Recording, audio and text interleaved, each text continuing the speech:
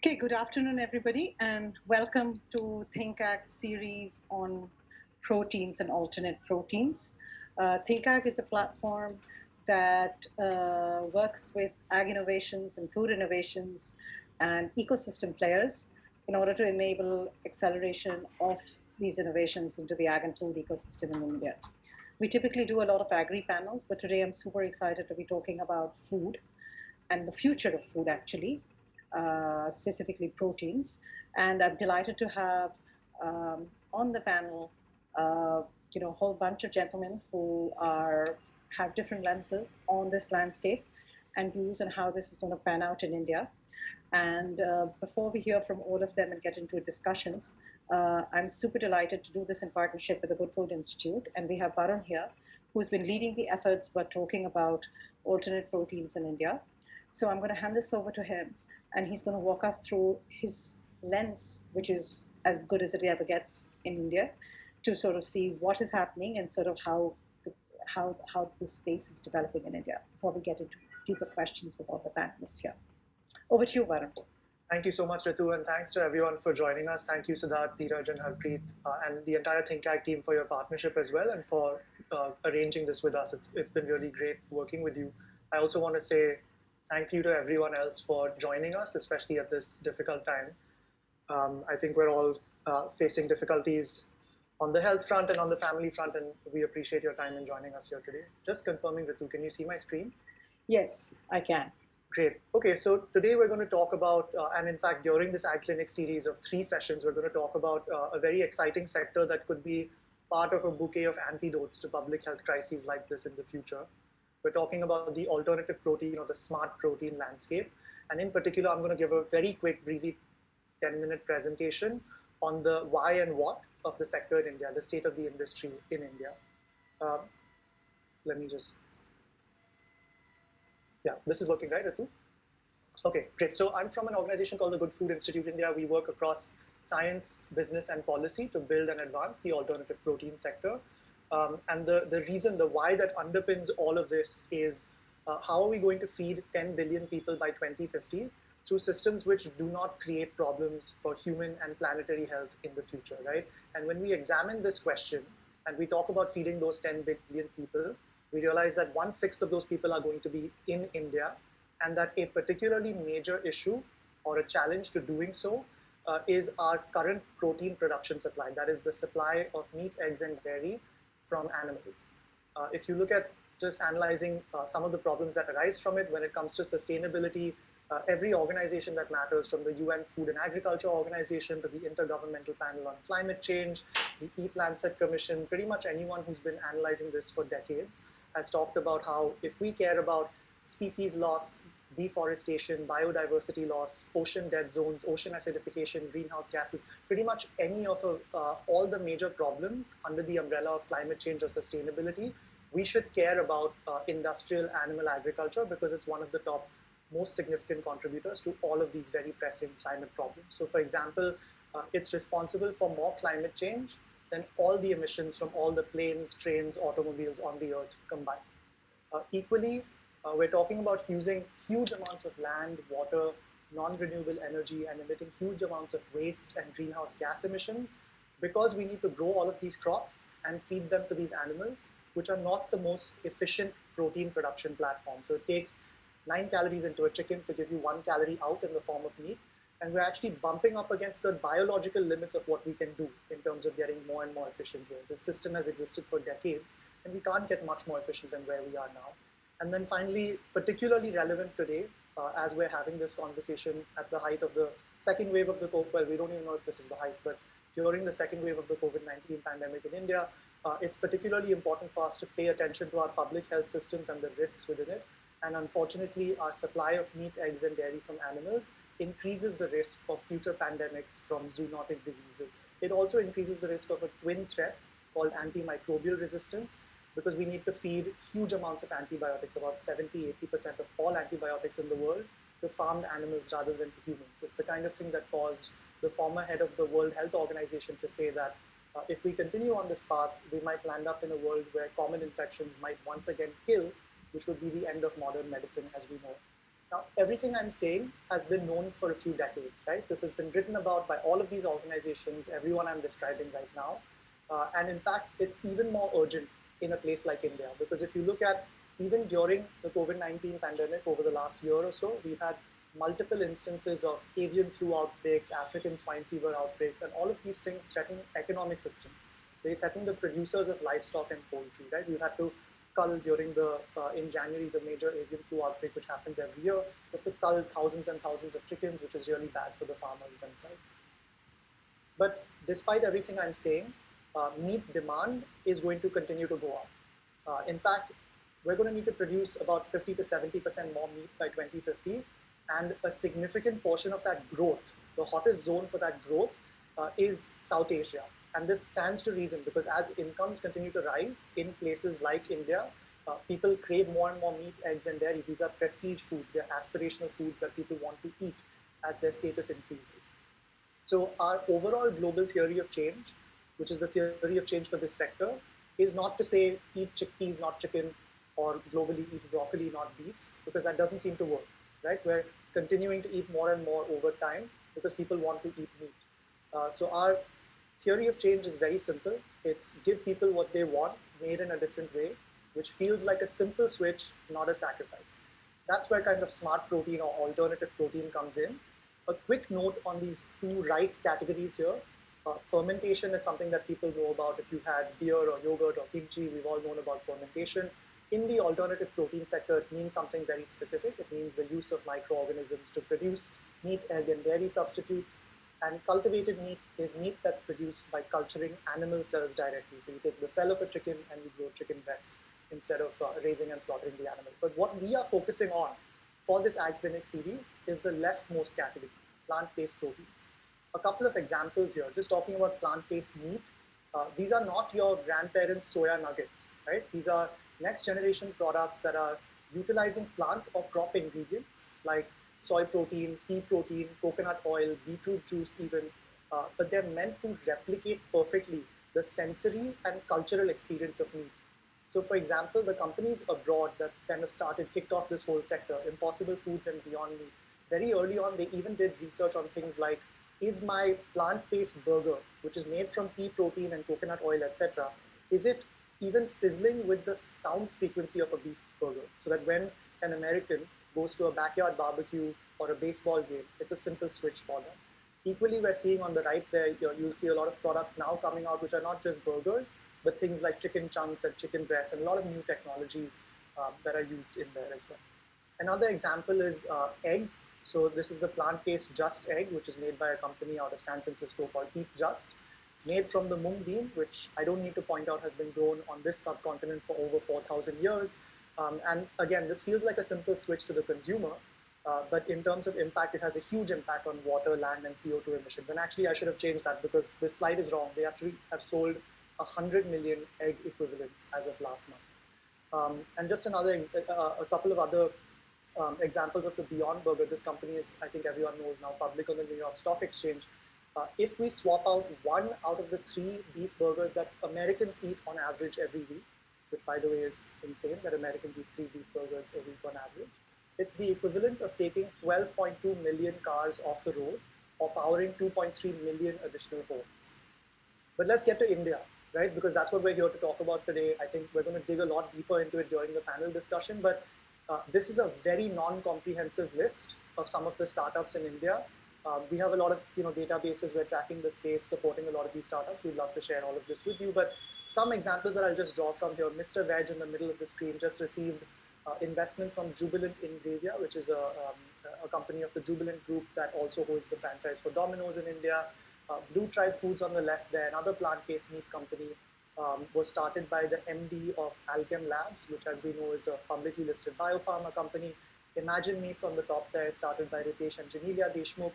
And then on the right, Evo Foods, a plant-based egg company, just announced yesterday that they've received $845,000, one of the largest food tech rounds in a seed round in history. And we're seeing a lot of interest. Some of these companies are already launched in the market, but we're expecting a huge amount of. There's a lot of other categories that are growing as well. Plant-based milks, I think we all know about At the bottom there, we're seeing spreads, yogurts, beverages. We're seeing the ingredients landscape pick up a lot. So the use of Indian agriculture to create next generation ingredients from chickpeas, mung beans, other ingredients that I've mentioned here, pea protein, etc., that could be used in these products. These are some examples of some of those products that I was describing. Domino's, in addition to the investment that Jubilant Ingrevia made, Jubilant Foodworks, that is Domino's, also launched something called the Unthinkable Pizza, which has a plant protein chicken-like mince on top of it. And this is just a first experiment from them. We expect a lot more coming from groups like Domino's moving forward. Just going a little bit into why and what is going on in India. Just like globally, there's a group of people in India that you can perhaps call flexitarian, people who are aware of the impact their meat consumption and their egg and dairy consumption might have on the planet, all the things I was talking about earlier, but who still want the taste of meat, which is totally natural, but they're willing to swap it out if you're able to give that to them. And in that group, that early adopter market, we see a very high awareness and a very high inclination to purchase regularly. And we've seen this grow actually, perhaps as a result of the pandemic, right? So people are very clear. They want to consume like their counterparts in places like Singapore, London, New York, etc. And they're well aware of what these products are. And these early adopters, as you might expect, they're younger, urban, educated, upwardly mobile. They might be double income, no kids type people. They already eat quite a bit of meat, right? And they are people who, again, are in the minority in India because they eat meat multiple times a week, right? There are certain barriers to eating meat multiple times a week in India that could be religious guilt, or they could be mostly income related, right? So this early adopter population becomes the initial target for all of these products in India. And that makes sense, of course, because these products also might come to market at a more expensive price point. And interestingly enough, a lot of these people, again, just going in that flexitarian theme, they say that they would like to reduce their consumption of animal source products in the future. But what we've seen is that unless you satisfy people on the basis of taste, that is, if someone wanted to eat pomfret, if you give them something that tastes like pomfret, they will switch. Otherwise, they'll find it to be an inferior substitute. There are other barriers when it comes to meat that other meat companies themselves have realized now. Companies like Licious are making it very convenient to procure meat in different ways. And we're seeing this also in the plant-based meat sphere, that people are interested in, for hygiene reasons, shelf stability, ease of cooking. So we have a lot of consumer research here that predicts that people might pick this up. And we're seeing similar growth. I'm not going to dwell on all of this because I'm running out of time, but similar growth across the continent, right? So there's this inclination and these projections across Asia that will make it kind of the center of gravity for this space. Even though a lot of things have started in Europe and the US, we're seeing huge growth in places like China, Thailand, Indonesia, etc., which we'll discuss during the panel. Finally, I just want to round out by saying that in terms of the sectors growing beyond this initial early adopter cohort and the very expensive products, we do need investments across the value chain, whether it comes from crop optimization to protein extraction to ingredient functionalization, end product optimization. There's a lot of work that can be done, a lot of enterprise value and profits that can be created here. And then finally, if we're able to do this, we will be able to not only satisfy this local demand that I've been describing, but also grow into this massive global market, which is already quite mature. So if you look at any of these projections on the screen, and there's many more, we've just aggregated a few here, from the likes of JP Morgan, Barclays, A.T. Kearney, BCG, Jefferies, all of these people have been projecting that by 2030, 2035, 2040, this particular market, plant-based meats only, not even counting eggs and dairy, will be multiple billions of dollars. I mean, dozens or hundreds of billions of dollars worth. And that really depends on countries like India getting involved and bringing our considerable agri supply chain to the table. So I'll stop here for now because I think we have a lot to discuss. And I'll hand over back to Ritu. Thank you so much to get us started on the panel discussion with these excellent experts from the industry. Thank you so much, Varun, and thank you for that overview. I think that's helpful for all of us here, right? I'm going to now come to the panel here, and what I would just love is sort of to, I've actually been shocked about this whole alternate protein markets, with conversations with people outside, and I've just, existing food players, and I've been amazed at their predictions of how they think this thing is going to be, meat is going to get replaced. But when I come to India, I have a challenge because that's really not the customer, or I don't see the pull from the market quite in the same way, right?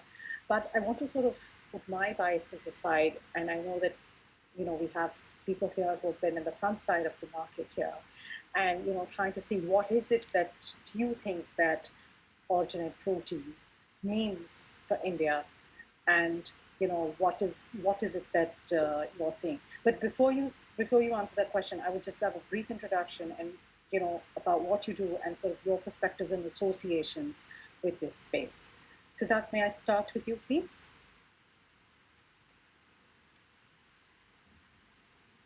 Thank you, Ritu, and hello, everybody.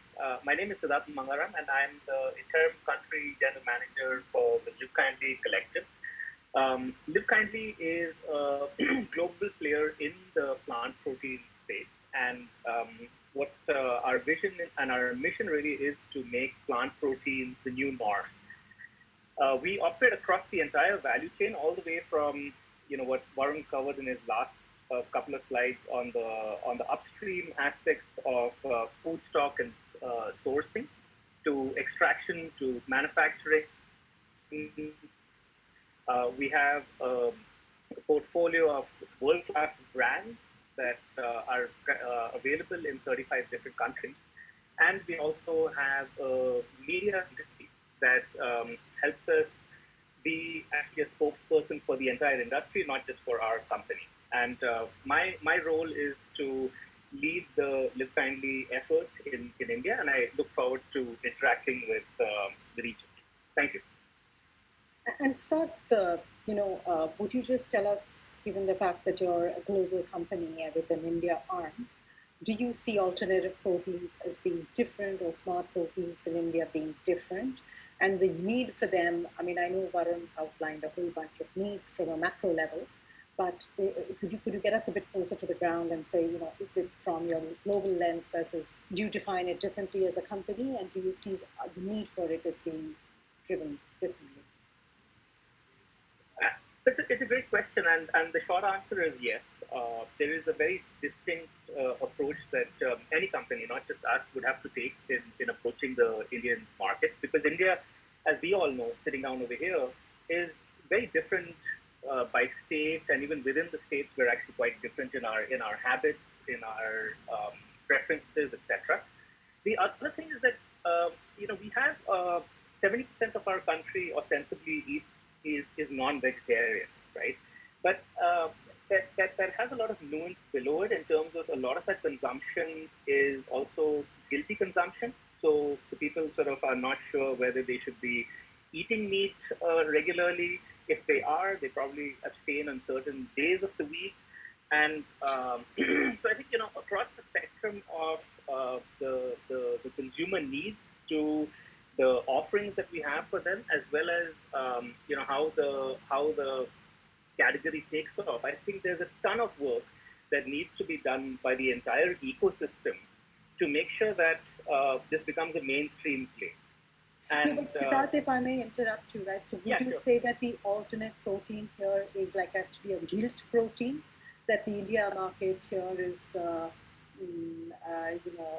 sees this, feels guilty about consuming meat, and for whatever reasons, and hence is attracted towards alternate proteins? Is that what you would say is the Live Kindly experience? No. I think the way the Live Kindly Collective would see it, if you were to, we see it as actually different segments within one large market, right? That is just one segment. There are other segments that are perhaps a lot more conscious about the environment or anti-cruelty. There is another segment that looks at affordability for healthy protein, which they perhaps can't get from conventional meat sources today.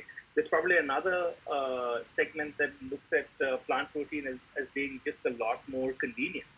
So I think... okay, so you're saying you just have a wide variety of segments. So to say what is driving, like, I mean, if I talk to people in the West, majority of there is a lot of guilt about sustainability, right? Of the impact that Varun spoke about.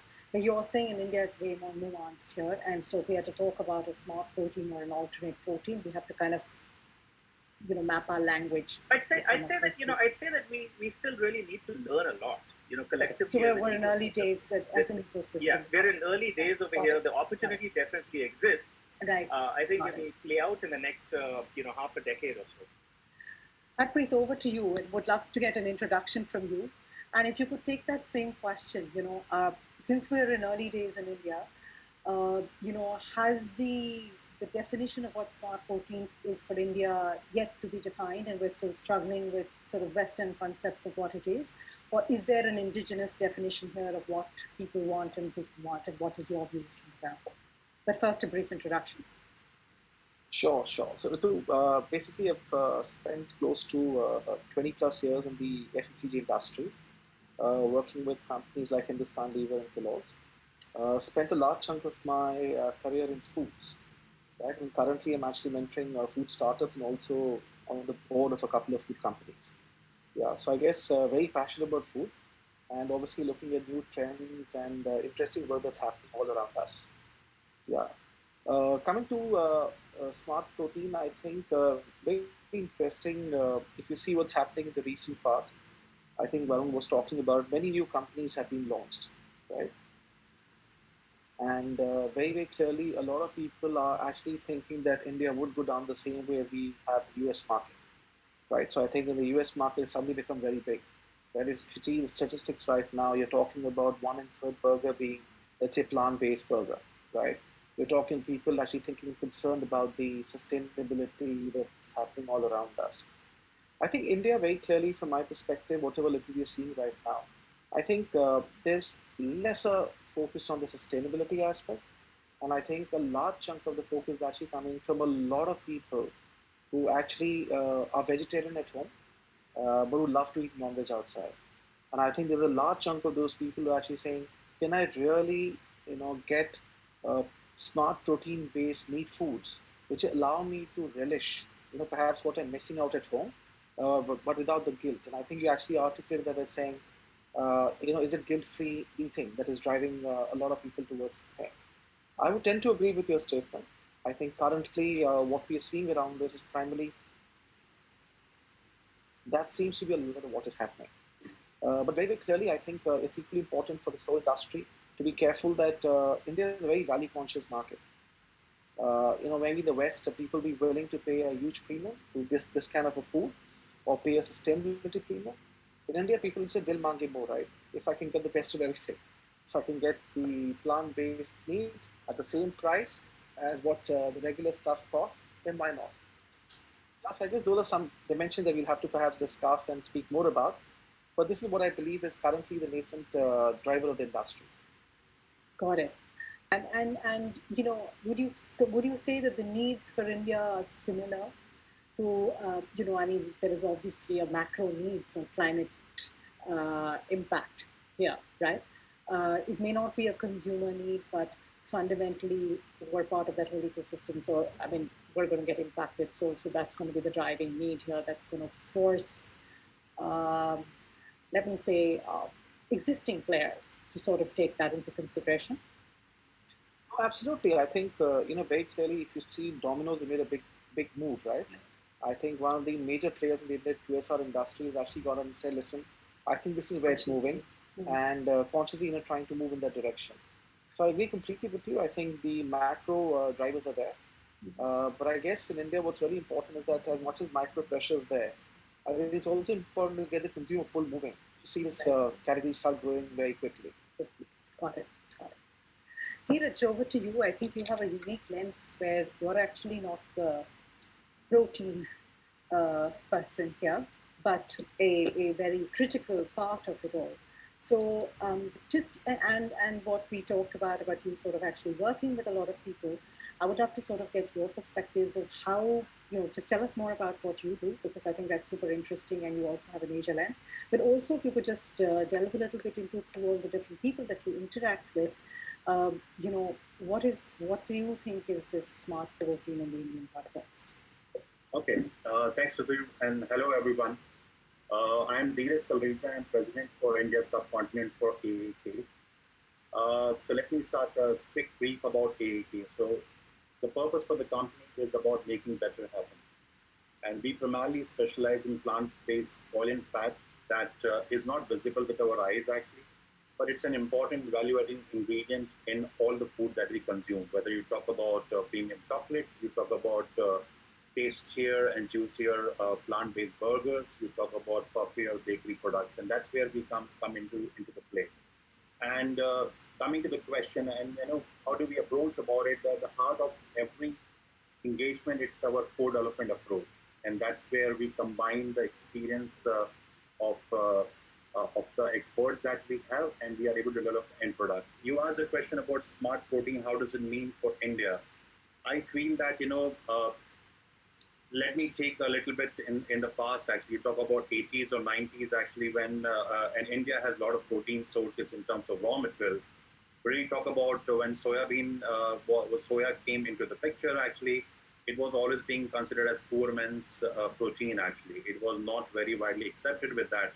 Even with 70% of population which is non-vegetarian, we still have protein deficiencies, and 80% of India's population bases the reports with that. So from my perspective, smart protein cannot be talked about without talking about the nutritional element around it.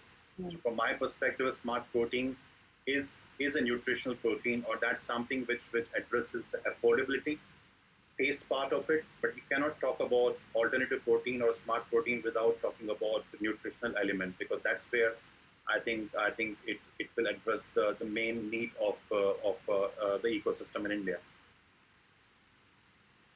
Great. Thank you, Dheeraj. Right. But I'm skipping you because you already told us what you think, but I'm going to come back to you about this. I mean, if you had to pick a trend in India that,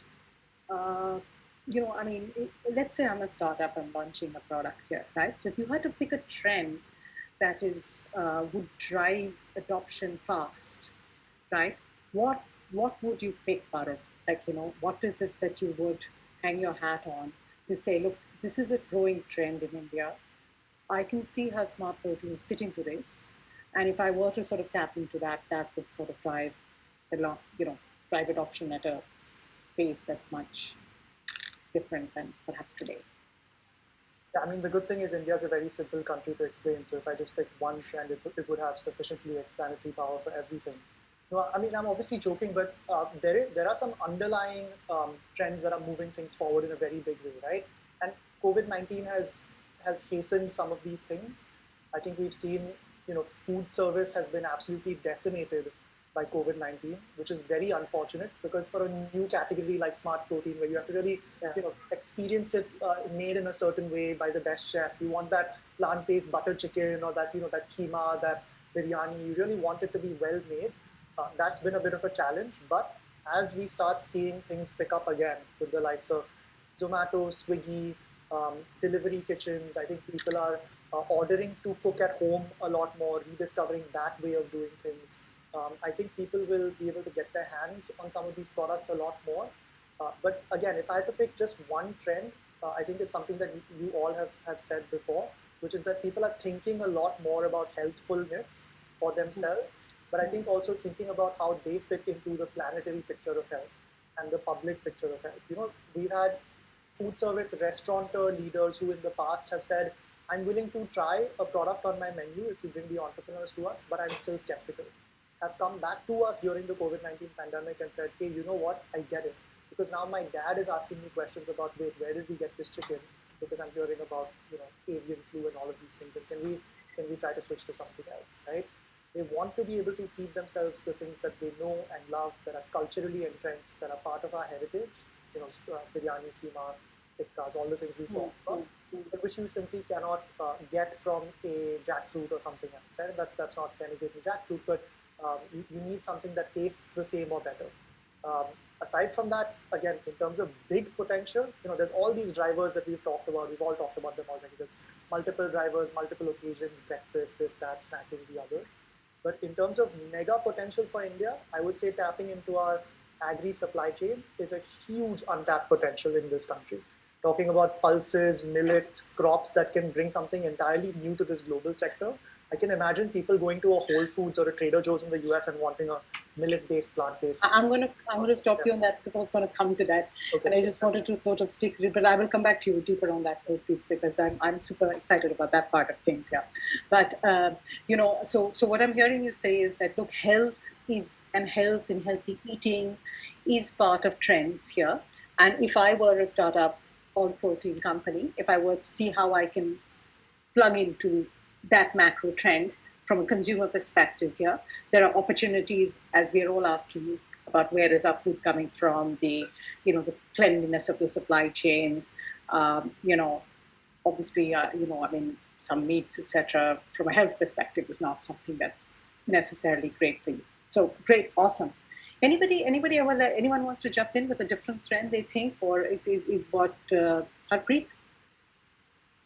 So, I mean, while we've got, let's say, healthy eating playing on people's minds, I would actually, perhaps, ask everyone to rewind to, maybe a decade back, when mock meat was actually becoming quite big in Southeast Asia. And, at that time, a lot of people even tried to seed mock meat in India, right? And for some reason, never took off.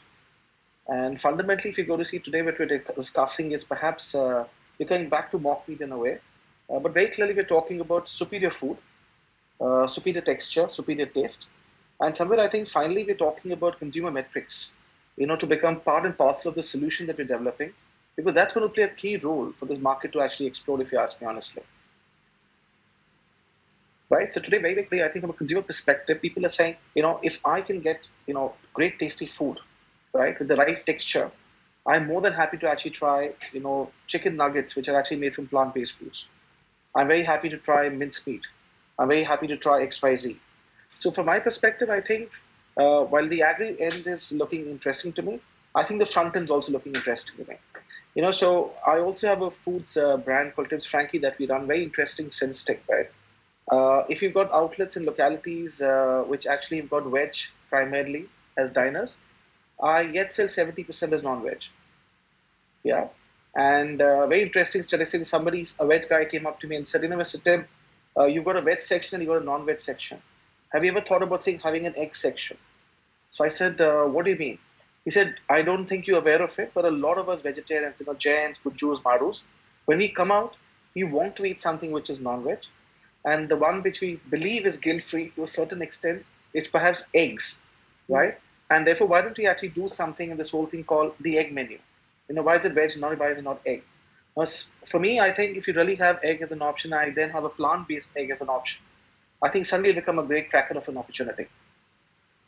Yeah. So what, let me just sort of make sure I understand here. So coming back from a trend perspective, you're saying, look, India has no problem in adopting plant-based meats. Yeah. So we're actually barking up the wrong tree that there is a problem.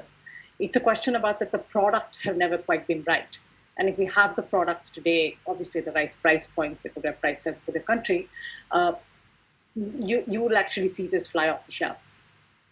Absolutely, Ritu. I mean, at the end of it, let's understand one thing. I mean, India, if you go to see till a decade back, we had all our regional cuisines, right, which we're very proud of. For example, momos would only sell in northeast or the east, right?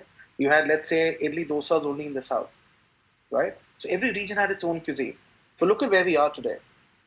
When you've got something, you've got the right kind of recipes that you've delivered it in, suddenly everything is flying, right? Momos now, we have a great chain of momos. Why is everybody loving momos? Because perhaps what we had in the East was a very different texture of food, very different recipe. Now what you've really done is you've adapted the texture, the cuisines and everything, and therefore it's actually palatable to everybody. Similarly, I think if you can get the food, right, no one's going to ask you internally, kahan se aaya? Even very tasty hai kya? So the two questions Indians ask very, very clearly in my view is that, is it tasty? Is the texture very close to what I'm expecting? And third, is it affordable for me? I think if you get these three things sorted, in my view, I think this can be an opportunity, can be unlocked very quickly. Got it. So basically, you're saying we're at a different stage of technology, and so please tune into our second series where we talk much more about that. But that technology is at a point that you don't have to kind of wiggle your way on some trend per se. You can cut across trends here, and just as long as you can get that product right on the front side here, essentially is what I'm hearing you say. So that you guys have obviously made a commitment to India right? And you said you see this as a very large opportunity, right? Right. I assume in that analysis to sort of come into India, there was a future trend that you saw here that made the effort and investment to happen in the Indian context. What was Liv Kindly's view at this point? Can you just rephrase that, Ritu, on which point specifically? I mean, if you are to set up if I'm a startup and I am going to set up my business here, right? I obviously see, not, that there are some macro trends here from the consumer side. Got it. Yeah. Right? So the same. And what is it that you guys saw that drove you actually, starting an entity in India? Right? It's actually something that actually all three of you have covered, which is really the march of technology, right, has been so dramatic in the last half a decade actually, or maybe a decade if you really pushed it, that you're able to bring to the world today products that were just not conceivable even in the mind a decade ago, right? And I think that is and that's one thing, right? And they're expensive right now. But if you look at the trajectory of those, the cost of those products, Blue Horizon along with BCG just published a report forecasting that plant-based meat will actually cross over and become cheaper than conventional meat a couple of years from now, right? So I think that is really the big trend that we're looking at, right? In terms of we have the technology. We have investments across the entire value chain in different parts of the world, which we can leverage. And I think at the front end, we've got world-class brands. So I think, the combination of all of these is what has excited us. Now, I also acknowledge, and as a former entrepreneur, I also acknowledge that startups don't have access to that entire, range of that value chain, right? But I would say that, the first test that it has to pass is really, does this taste good, right? Because you could have a fantastically priced product, you could have a really well-branded product, but if the product doesn't really appeal to your core taste sensibilities, I think you've got a bit of a challenge over there. So I'd say that that core product is now available, and I think there are great companies in India also that have brought them to market. It is not a unique aspect that is only with a certain set of companies. Of course, there's a lot of work that has to be done, and it's continuing to evolve. But I would say start with, that part of it and nail that part, and then sort of, around it, build a constellation of defensible modes. So I see taste of that as hygiene, right? I mean, I'm sure all of us will, not really eat stuff if we don't like the taste of it, right? Or have to be like hit with a rod to be started eating some of these things here. So, but what I heard you say here is that for as Liv Kindly, one of the things that you guys saw was that look, the costs are going down as technology advances. So that gives you the leverage to enter the market, which has a market size, and perhaps some of the other things that the other guys mentioned of sort of flexitarians and that sort of feeds into that whole piece, right? So, but I think that's an interesting, to be leveraging stuff that's happening globally to also actually deploy in India for Indian context. Yes. And across the value chain, to Varun's point, if you're looking like right up in the food stock, supply chain side of things, all the way to extraction and packaging too. Right. No, I will come back to that, the piece of the sort of the supply chain. Dheeraj, I want to come to you just a bit, right? So I think in my mind, you said something very critical, nutrition, right? And I see India as not really at the same protein consumption curve as the rest of the world, and to now bring it down in the protein consumption without getting the protein nutrition that we sort of need. How are you, since you brought that up, right? Is this from is this a selling pitch to Indians? Is that something that you're saying that look, this is 3 times more nutritious than your dal, or sort of I can pack in much more nutrition here? Ritu, I think as the other panelists mentioned about it, and that goes very well for all food. If it is not tastier, people will try it for one time. I think we're in alignment. And the nutrition doesn't come into the picture with that. So what I was trying to bring a perspective that historically the plant-based food, while mock meat and other things were discussed, because of the underlying innovation that have happened in the space, have moved the needle to of the plant-based food, that it is tastier, it is replicating the texture of the meat, and at the same time we are able to address the nutritional element aspect of the food metrics, and affordability is also coming with that. One more important aspect, which is important, the way the Indian demographics is growing with the convenience. That's also very important, which is coming into the play with the plant-based food. That I mean, and that's where the technology and innovation has played with this. So I don't think that it's only one factor which plays with that, but I think that's an complementary towards accelerating this development on the plant-based food ecosystem. Got it. Got it. Thank you, gentlemen, for that. I think that's super insightful. Dheeraj, I'm going to sort of stay with you because I think a couple of you did bring up the fact that, supply chains will have to move, right? Or we will have to sort of adjust to this, right? So, given your specific perch here, of how what do you think are the big challenges in India for something like this to happen from a supply chain perspective? So while we recognize that we obviously sit on a biodiversity of protein sources that is probably unparalleled, right? But I think parallelly we also sit at the complexity of it, right? And especially when you get to food processing and one acre farmer has one type of mung bean and the other one has another one, right? So how do you see the challenges, and how do you see India addressing these? With a very good question, and the biggest challenge I see is the scale. I mean, okay, first let's talk about the ecosystem. So you have consumers, Indian consumers, who are ready to try, and they are open for different kind of food metrics. You have on the raw material side, you have a lot of raw material available on the protein side with that. But still, there is a big challenge on the scalability, because on the one side, we have a lot of protein sources available. But let's look at, take an example of pea protein. So if you pick an example of pea protein, you have almost 25-26% of protein in that, and the rest is carbohydrate with that. And I think all were talking about technologies. So you need to process the protein so that you are able to extract this 25% of that, which requires different texturizing techniques or different processing around that. And that's where the infrastructure bottlenecks or gaps that we see in India. So we don't have the scale to produce that amount of protein with that.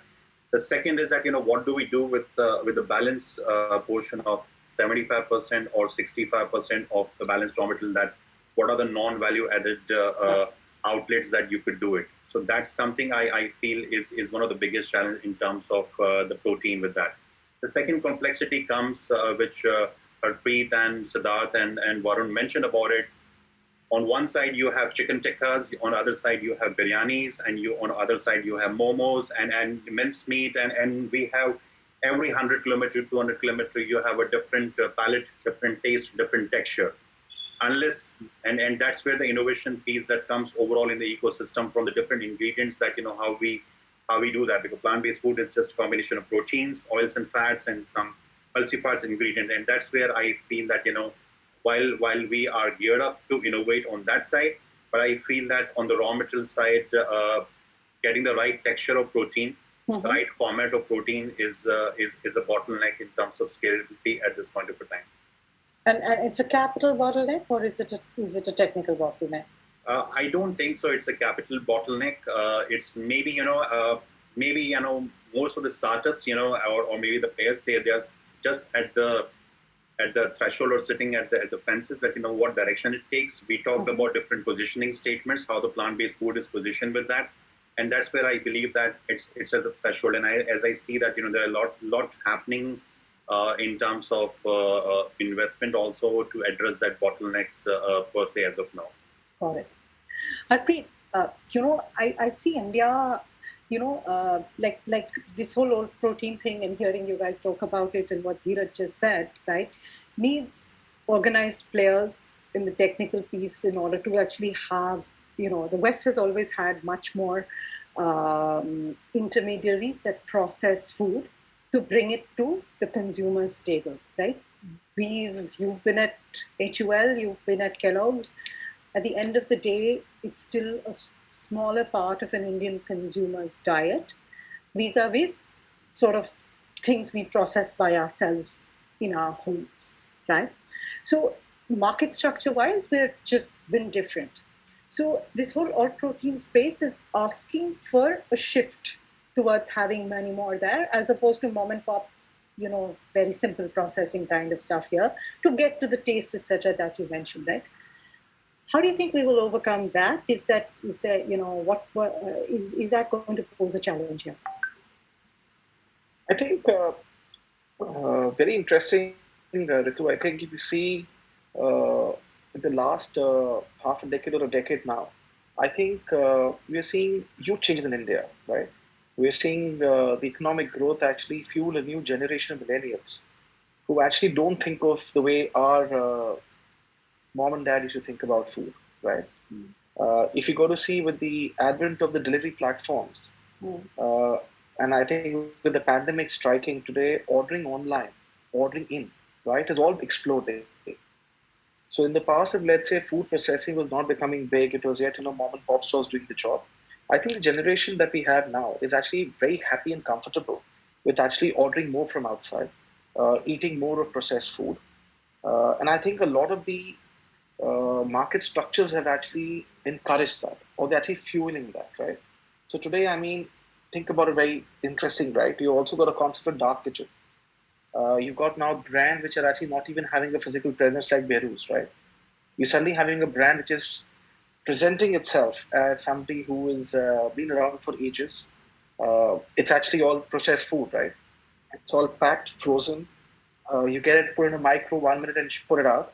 But very, very interestingly, in the last couple of years, is the best success that we've seen. Right? So suddenly, if you go to see today, I think the whole equation, I guess, with the new structures coming in, one with the consumers actually saying, I'm absolutely comfortable with processed food. Second, delivery platforms being available. Third, frozen food and the kind of delivery and logistics options that we've created for ourselves. I think today, I think it's very easy for a player to actually, make that jump. I think from a sampling perspective, because I think someone even spoke about saying, how do you get people to sample the food, right? I mean, I'm just thinking of the wild idea. I'm saying for one of the startups, they could actually masquerade as just a QSR brand. And suddenly you use a platform and get sampling happening while selling your food. And I think there'll be a lot of takers for it. So compared to the you're earlier, saying that that we've changed, basically. You're saying that this is not the India of yesterday. The India of tomorrow couldn't care less about processed food. So those investments will happen and we will accept it. And we don't really care about value adding at home.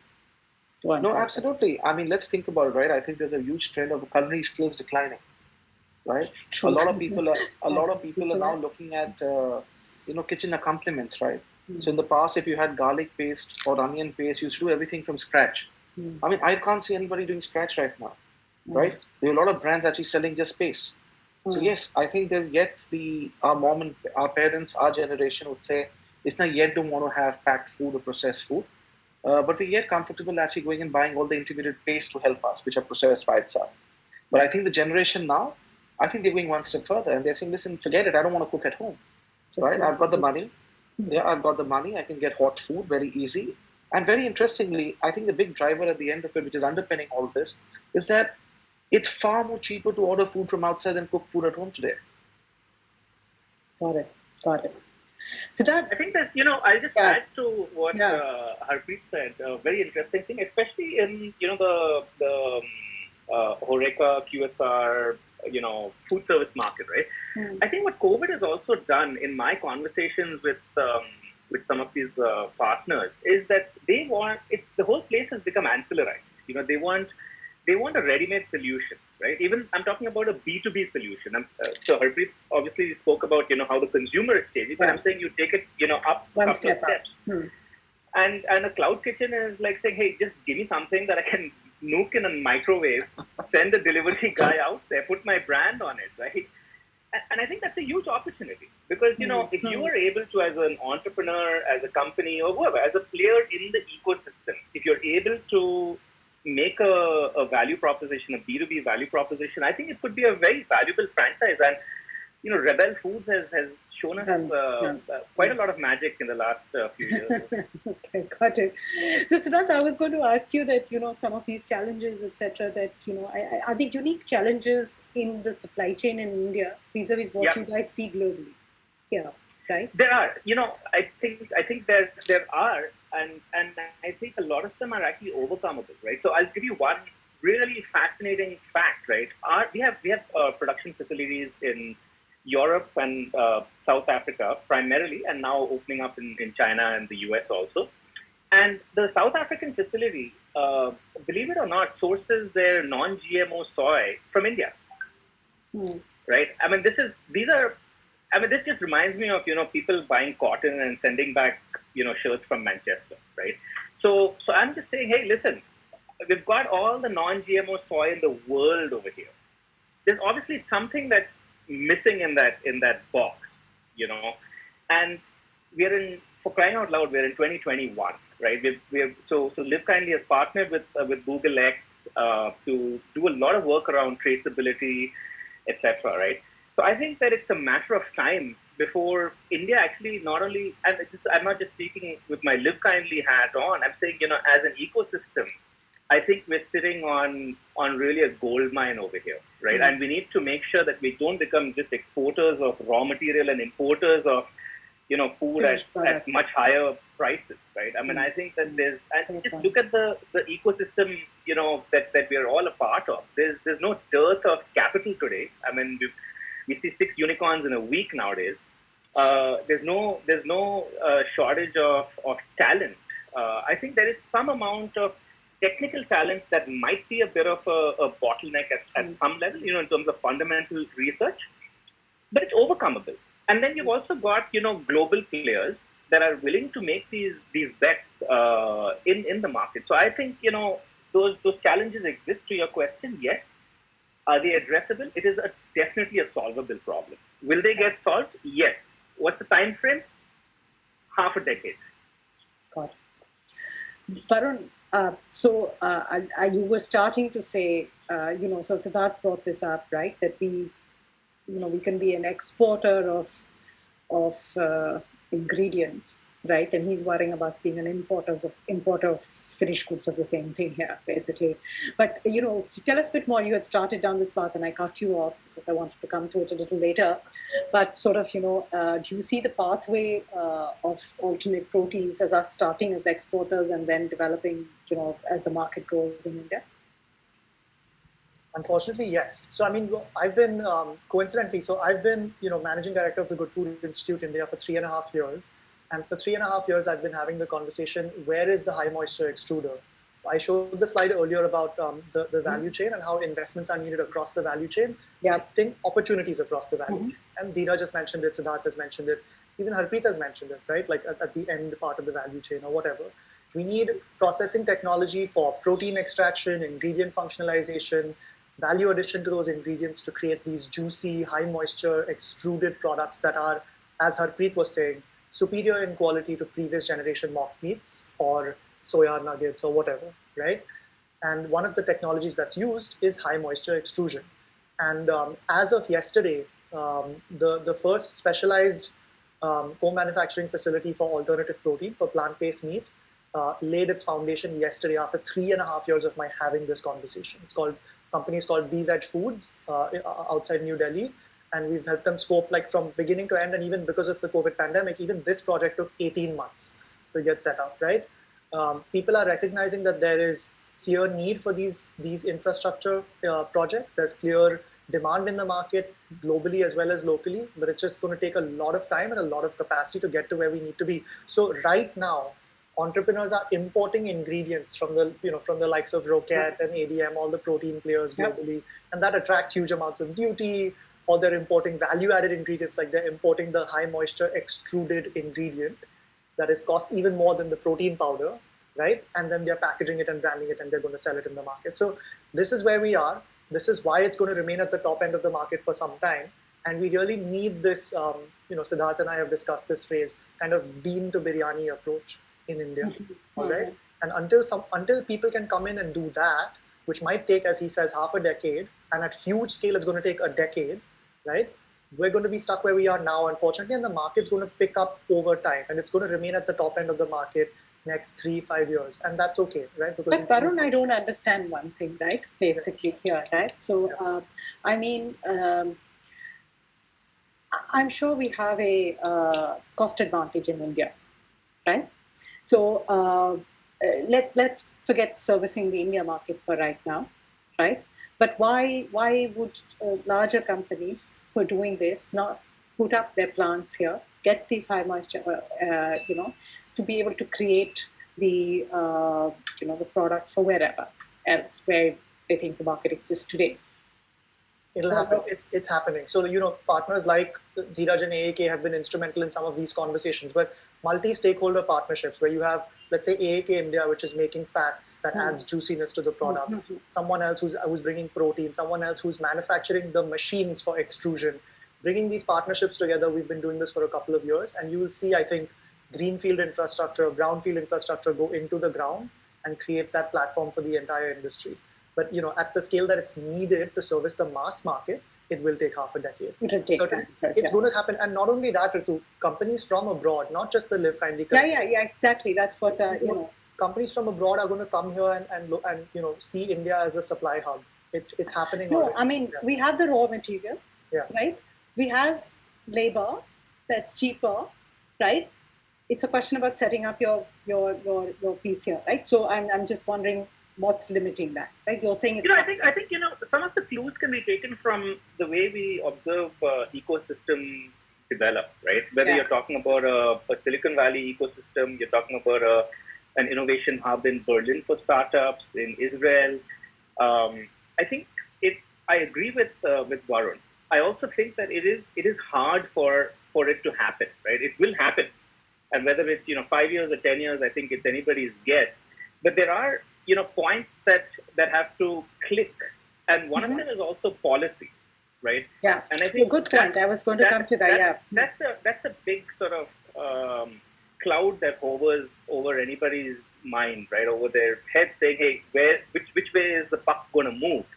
And are we positioning ourselves really well to capture that? And if you see shifts in policy. Yeah. And you don't have to see shifts in policy just in your industry. You see shifts in policy at an aggregate level, right? Then you get signals. That's the way big companies think, right? And you sort of have to navigate that. And then big companies like Levers have taken decades to sort of master that. And I think it's going to be a long-term effort. If I may, Ritu, just respond to that just with a flat. So Canada has given $100 million federal loans at 0% interest rates to plant protein processing companies that are doing exactly what I described to you, extracting protein, value adding it and exporting or using it locally, right? Because they have the prairie provinces that they want that to be the supplier. So Singapore has opened up in a huge way from a regulatory standpoint. They have a 30 by 30 initiative where they want to manufacture 30% of their food locally by 2030. They currently only produce 7 or 8% of food locally by 2030. So they've seen alternative protein, these countries, Canada, Singapore, Netherlands, Israel, whatever, have seen alternative protein as a pillar of their economic growth and food security. Yeah, Canada, absolutely. Right? And so we need to see it the same way in India. So we're working with various government agencies, but I think ease of doing business, import restrictions, supply chain, agri issues, which I know is a sensitive issue, all of these things certainly form part of why this hasn't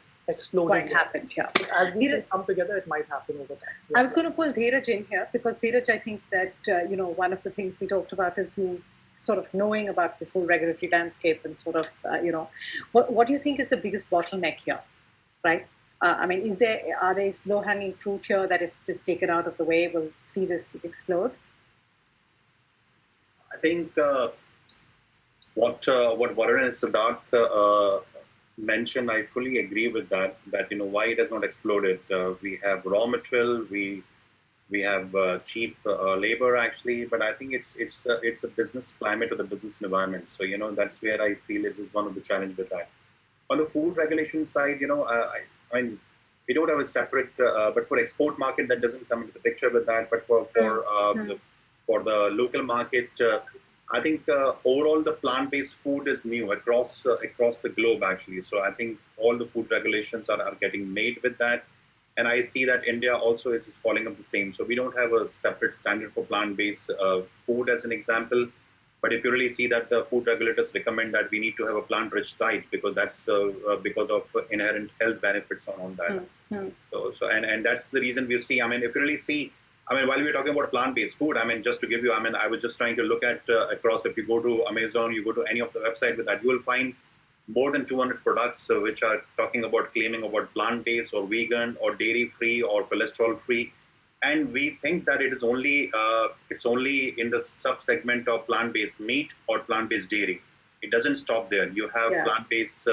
If you move further, you have in chocolates also. You go further, you have in beauty segment, personal care also. So it's across actually the trend. I mean, just let's not stop it over there. You have vegan tourism also happening in India. I mean, Hyderabad, which is one of the biggest meat consuming city actually. Yeah. But PETA actually, I mean, declared them as a vegan-friendly city actually. So I think this trend is across, and these are the low-hanging fruits which India can bank upon. Okay, let the capacities to come in a decade from now, but there are already vegan tourism, vegan products available historically in the culture, which we can definitely start putting in a package and start positioning for the globe actually. Got it. You know, Varun, I wanted to come to you, right? And I mean, just sort of talking about some of these challenges, and, we spoke right now about sort of perhaps even on the export side, what the challenges is here, right? But I thought you had an interesting point in other countries, and I just see is that, what's driven adoption that we can learn from?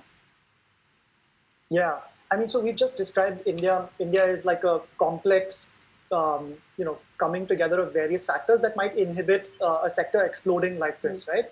Whereas in other countries, we've seen local bright spots, right? Local entrepreneurship come up in the way that it is slightly emerging in India. Or there are all these nice trends and companies that are emerging in India. But not only have we seen this local entrepreneurship come up in the formats that make sense locally. Let's say in a country like Indonesia, you might have a bunch of Southeast Asian cuisines, right? Rendang and satay and all of these, Malaysia being satay, whatever, right? A lot of different things coming up. But then you also have the capability of international companies that have huge volumes, big brands entering the market. So a Beyond Meat or an Impossible Foods or an Oatly will enter mainland China, Hong Kong, Singapore, Indonesia, etc., right? It will immediately demonstrate that there is market pull locally. Because when Beyond Meat and Oatly and Just Egg launch at Starbucks in mainland China, there's huge lines around the block, right? So investors like yourself at Ankur Capital or other people will take note of this and say, okay, the market pull exists, the consumer exists, the formats have been proven out.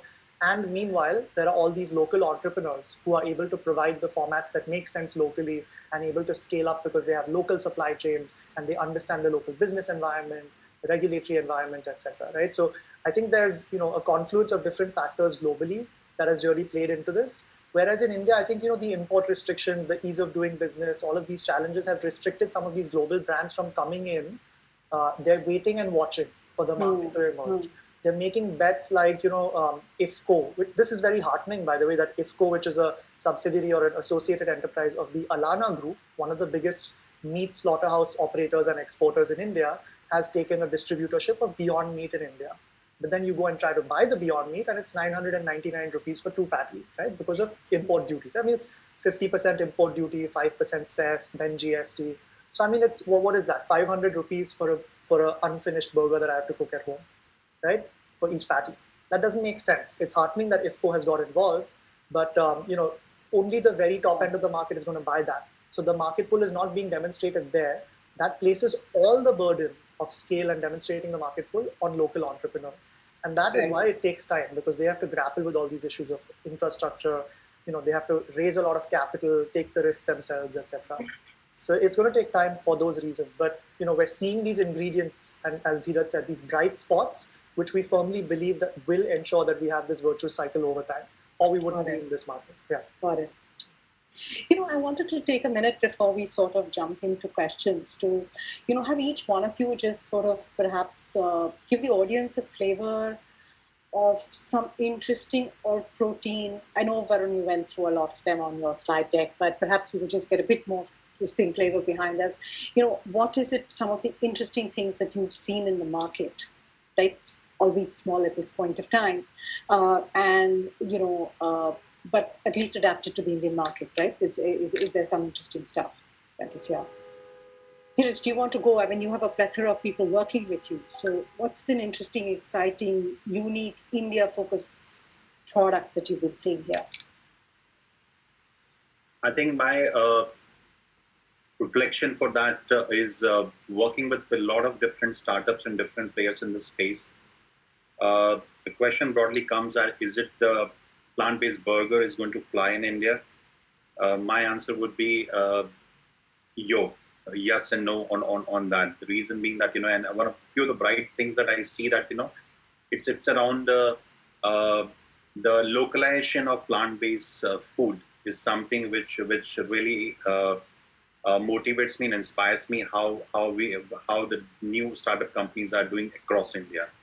Varun talked about some of the companies which they have commercialized their products actually, and if really go there and do the tasting of those products, you get really motivated by that, and that's where I think more and more going to happen, and that talks about the scope in this particular perspective with that. I mean, and not only on the meat side, but also on the dairy side, but also going beyond that. So that's something I've seen across that, that really excites me, that, the way the innovation is happening pretty fast. So innovation cycle actually is getting shortened day by day. Harpreet, any exciting products that you have seen that has just piqued your interest in India specific products? To be very honest, I think in terms of texture and taste, I don't think anything's really come close by that says, okay, this is going to be a real victory for us. Yeah. I think I've seen some reasonable products in terms of egg substitutes for sure, but I think they have a challenge on affordability. Right, so I think they do a great job of mimicking the taste, and I think people can definitely pick them up, especially in the B2B and HoReCa space. But I think they need to get the affordability right. Got it. And Siddharth? No, I mean, I take a step slightly back, and I look at it as sort of a natural evolution, right? What I'm really heartened to see is entrepreneurs putting a lot out there, a lot of their energy, their money, their time at stake, coming up with products that, of course, aren't, world-class yet. But you've got this that's happened, over the last 5 years or so. And I think it's, of course, the consumer is going to be very unforgiving, right? I mean, they really are going to be bothered about, the taste, the price, etc. But what I see is, these valiant efforts, and I'm seeing the ball moving forward, right? That there is progress from even a year ago. And then you've got, announcements that have been made. Unfortunately, due to the pandemic, they haven't been able to come to the market. You're also seeing these sparks of action, right? Whether it is, beyond coming in at 5,000 rupees a kilo, or, imported products that are then sort of, repackaged in India and still at about, say, 1,200 rupees a kilo, which is, again, in a very small sliver. I think it's a matter of time before these products actually become mainstream. So I'm seeing, some that are very affordable, which aren't quite, got the palate and the mouthfeel and the taste, etc. And I'm seeing some at the really high end, which are essentially imports that are there, right? Got it. But I also would add that it's a matter of time before those two converge, and we have a local product that is actually world-class and affordable. Got it. So we're not seeing the biryanis and the keemas at the world-class level, is what I'm hearing you say. I mean, my family hates me because they're not at all forgiving of the samples that I bring home, right? And I bring home all kinds of stuff, right? Whatever I can get my hand on, it comes home, right? So I've got 40 different brands over here. But I'm a lot more sort of, I'm willing to take that step back and see, okay, what are we really seeing over here? I think you're seeing a tremendous amount of energy being invested over here by very hardworking entrepreneurs. And I think that needs to be acknowledged, even for the people who are doing this thing, right? I mean, I think it's a matter of time before it comes to. But have I had, I'm a vegetarian, so I don't know what the analog would be for a great chicken biryani. But I can tell you that my family members who are not vegetarian haven't eaten that with whatever I've served them. So not too happy. Can I just say, so I've been a non-vegetarian since I started Good Food Institute India at the end of 2017. Until a few months before that, I was a non-vegetarian. I remember what everything tastes like, okay, including like Kadaknath chicken versus regular chicken. And honestly, some of the products that I've tried that are going to come to market soon are, genuinely quantum leap style better in India. But I just want to highlight once again that entrepreneurs have been formulating with both hands tied behind their back. Best ingredients need to be imported. Talent doesn't exist. University level lab doesn't exist. Pilot scale manufacturing plant doesn't exist. All of this stuff means that you have to put in a ton of capital yourself or import talent from abroad. It's all crazy, right? So we're going to see this evolve for sure. Hopefully companies like Live Kindly Collective will bring in their great products as well. But it's going to take some time. And I think the launches that we'll see this year, which would have happened last year, unfortunately COVID-19 delayed it, they're going to be that much better. And I think we're going to see a very rapid evolution of the market. Where's the dal? Is there an alt protein dal? I mean, I know dal is plant-based, but are they innovations on that? Or this is just meat, eggs, milk? And that's what we're talking about here. But there's a lot of, I think even in this is still processed. It's not, it's not whole food pulses, but in the broader plant protein landscape, center of plate plant protein, let's call it. I think products like tempeh will grow in India. That's an Indonesian traditional product that's very versatile.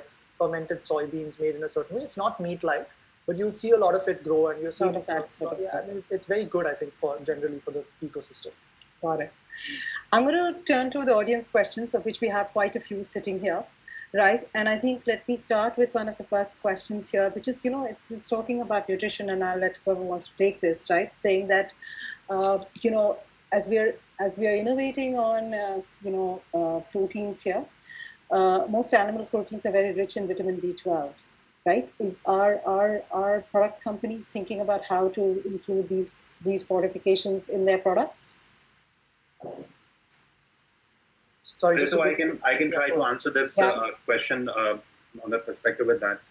So I think besides we talk about smart protein, you talk about animal protein, you talk about plant protein. I think it all boils down to if you are able to replicate amino acid profile that you need on the product with that, and there are possibilities that you can meet similar amino acid profile with the plant-based products also, which you get from animal protein also with that. So I said yes. A lot of work has gone in that area. At least I'm commenting on the fact from some of the developments that we have done with various startup and on this one, starting with what exactly we are looking for in terms of nutrition profile and every equipment, and then going back to the design, actually going back to the drawing board, that what ingredients, what raw material needs to be taken, so that we achieve the end amino acid profile on that one. So that would be my quick response. Varun, you had something to add to that? So look, all of these founders are smart people, and they're seeing around this corner, right? Is it nutrient dense, right? And in fact, on the other side of that coin, can you reduce the number of ingredients in the future? And that'll happen, right? The labels will come cleaner while the products become more and more nutrient dense. I want to put another frame on this and say that for the other end of the socioeconomic pyramid, I think the eventual goal we should set for this sector in a place like India is at scale in the true mass market. Can we make this a vehicle for affordable, sustainable nutrition that people actually want to eat, right? Because up until this point, it's been like add this premix to something else, or it's not. It's just very expensive to do at scale correctly. But if someone is is in an urban slum, for example, and is eating a mutton meal a week, costs 460 rupees, and their income doesn't allow them to eat 2 mutton meals a week for 920 rupees. Can we deliver? Can you do this with that? Yeah, absolutely. Very That's totally great. Yeah. Highly sustainable, plant-based, made from local sources, ideally, so that you can keep the costs down. All that stuff. I think that's the bar we need to set for ourselves in the developing world, because we have, as you've all mentioned, the agricultural landscape is here. It's going to take a lot of investment to get there, but that's the holy grail, like you said. Yeah. Okay. And sort of, I've thought about that briefly also, and I'd say that, we would consider ourselves really, truly successful when our products are part of a midday meal program. I think that would be like a really good measurable goal to have. Like, are these products making it to a government subsidized midday meal program? So I have another question here, okay, which I thought was quite interesting. We've all talked about the benefits of alternate proteins. Somebody wants to know about, what's the downside? There's one way. It's a loaded question. Let me take it, right? So the way I see it, right, you've already got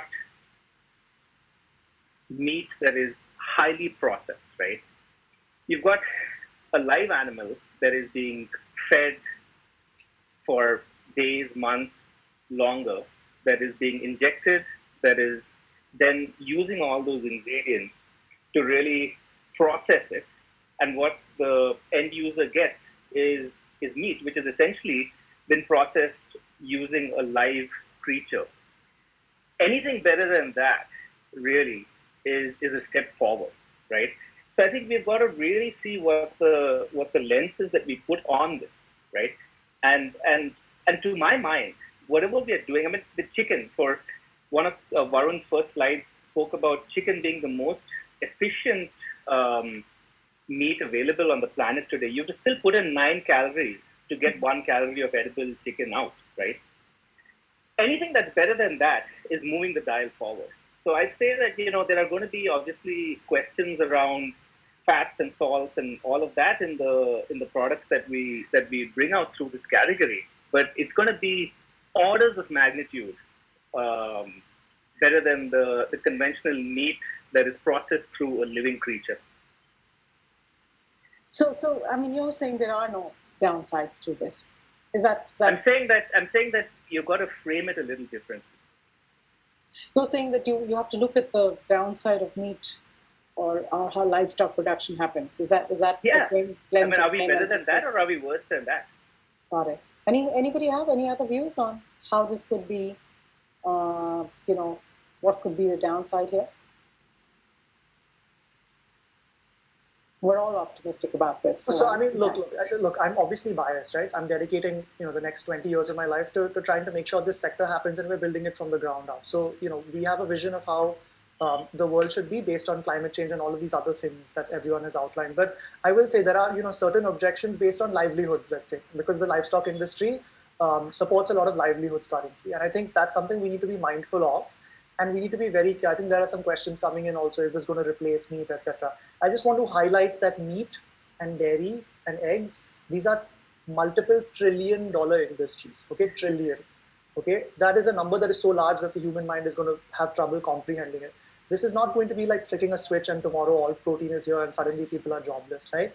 It's going to be like a step change over time if we succeed. And there's a lot of support and effort that needs to go into success here. So I think, being very mindful about, let's try and get everyone on side with the future of food. Let's try and help, farmers, large corporations, meat producers, dairy producers think of this as a diversification for themselves so that we can have a gentle transition. Right. That's kind of the view that we are taking of this. But that is certainly one thing that comes up as an objection is livelihoods. No, I can think of another one, that if we don't actually have the right regulations and if the nutrition aspirations that we talked about aren't quite met and there is mis-selling here, then there can actually be a nutritional impact of actually not getting the proteins and the other pieces here that we all need. So somewhere I feel that as this industry develops, parallelly we need to be fairly tight about it, because you have random actors come into it and not really care about it, and then deal with that piece here. We're getting close to the end of time here, but I just one more question. I mean, this question is about, do we see this as a replacement market, or do we see this as expanding the market? So, I mean, just talking about Impossible Foods, which is one of the leaders globally, they published a study last year where they were able to find that for every 72% of the money that was spent on Impossible Foods products went into replacing an animal beef product. Okay, For the rest of it, it was someone that was adding it to their diet in addition to the meat they were eating. Or very, very tiny percentage, about 5% of people were vegetarians who wanted to try it, who wouldn't have otherwise eaten meat.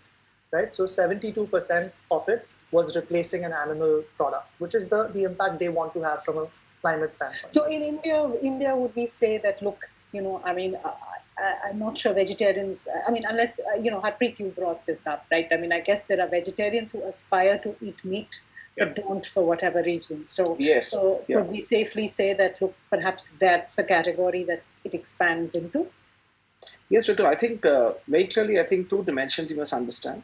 I think one is, I think, the stage of evolution of the Indian market in terms of eating out. I think we're yet at a very nascent stage in terms of amount of money spent on eating out. I think very clearly number of occasions are going to grow, and that itself will fuel the growth of this entire market.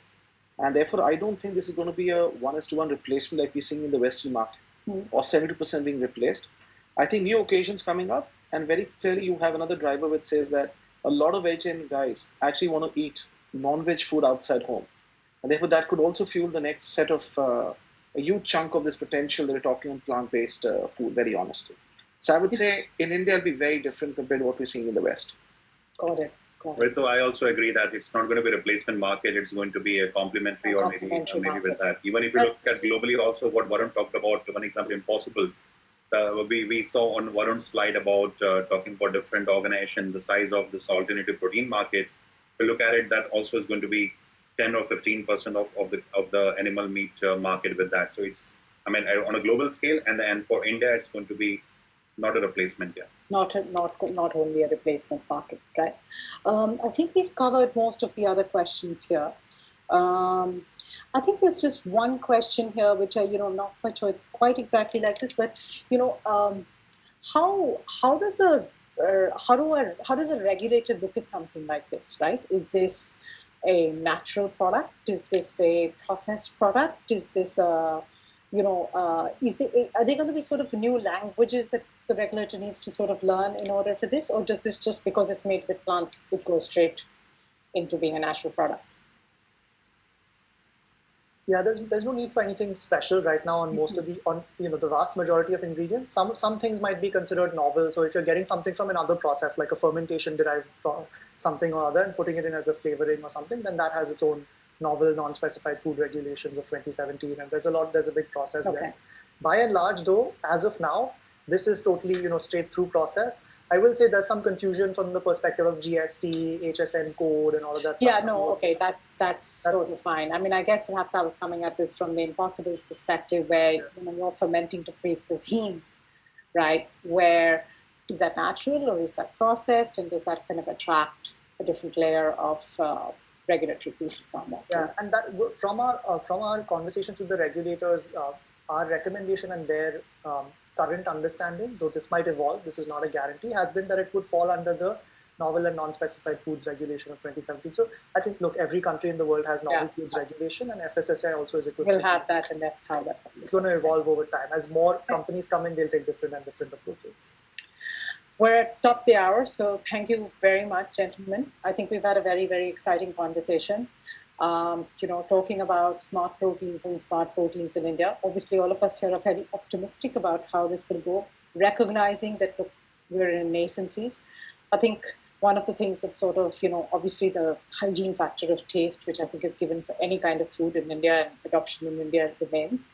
But I think in terms of sort of upping the game, we are still not there. This is in its infancy. Perhaps even in language, we are still working with a lot of the language that is associated with smart proteins in the West, and we are yet to sort of discover the language and the customer language, etc., that is going to actually be the mainstay in India. But all prospects look very, very exciting. Most of all, that we are actually sitting on a lot of the raw materials that are actually going to drive this and allow us to actually produce this and move all of us up the protein curve. And I think the most exciting statement that you made, Varun, that the aspirational goal here is how can this actually deliver nutrition at a much lower cost for people who can't actually quite make it